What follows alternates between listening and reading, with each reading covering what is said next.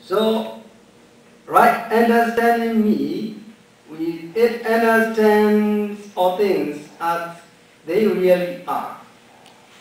And understanding of nature of good and evil. So that's why we need to understand what they really are.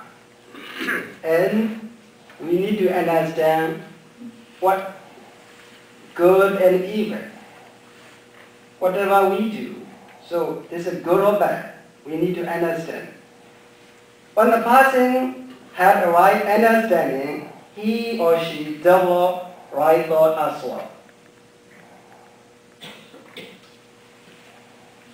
So there are three aspects of right thoughts.